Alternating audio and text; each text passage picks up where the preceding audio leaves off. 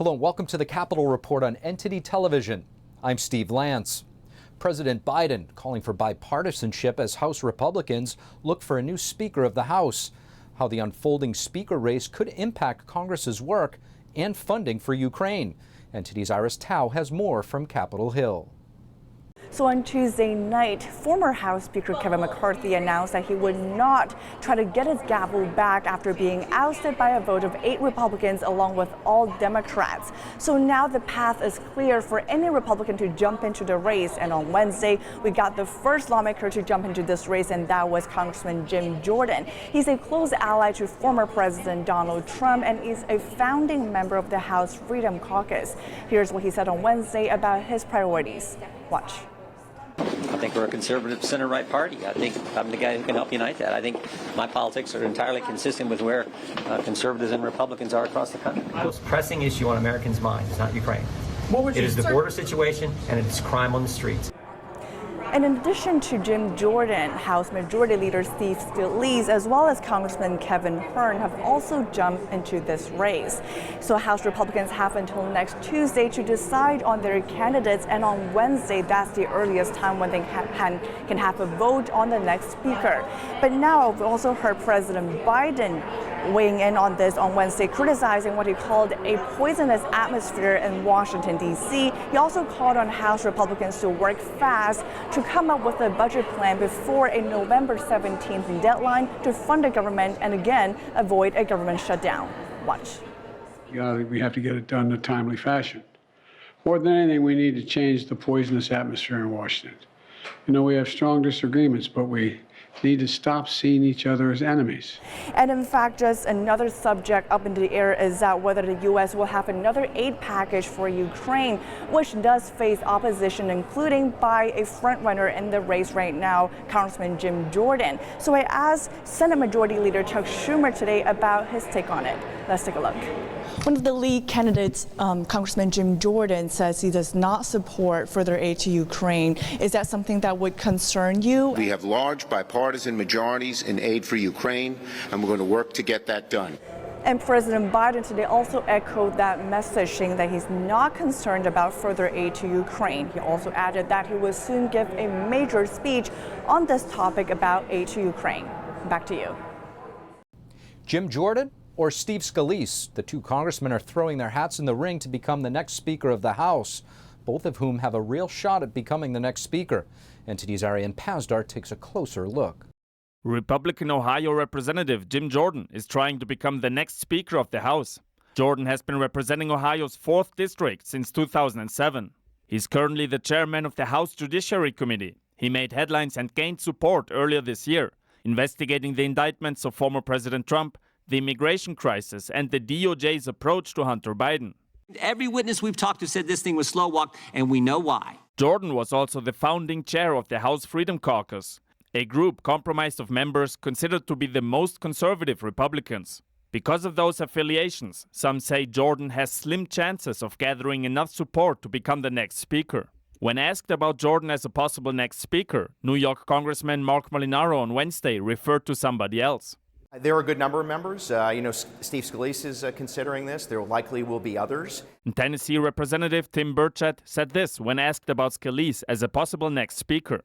I love Steve Scalise. He's a great leader. He's a proven leader, and I believe folks would rally around him. Steve Scalise of Louisiana is the House Majority Leader. He's also known for drawing heavy support from other lawmakers from the South, which might be helpful against Jordan from Ohio. However, Scalise was diagnosed with blood cancer earlier this year. The type of cancer he was diagnosed with is very treatable. However, it raises questions if Scalise will be away for extended periods of time. Some other possible candidates are House Majority Whip Tom Emmer. Emmer, however, indicated he'll support Scalise in his bid. Oklahoma Representative Kevin Hern, who said he's considering a run, and others. Various lawmakers also proposed former President Trump to become Speaker. Trump himself confirmed that on Wednesday, saying he received multiple calls. However, the former president says he's fully focused on his presidential campaign. He added that he's open to supporting Republicans in finding a new Speaker. Arian Pazdar, NTD News. So why did 8 Republicans join all the Democrats in voting out Kevin McCarthy? Congressman Bob Good of Virginia, who was among the 8, joins us to discuss his vote as well as his vision for the next Speaker of the House. Congressman Good, thank you so much for joining us. Great to be with you, Steve.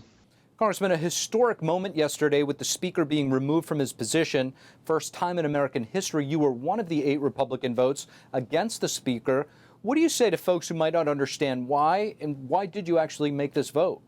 Well, it was a sad decision to vote to vacate the chair, but it was not a difficult decision, quite frankly.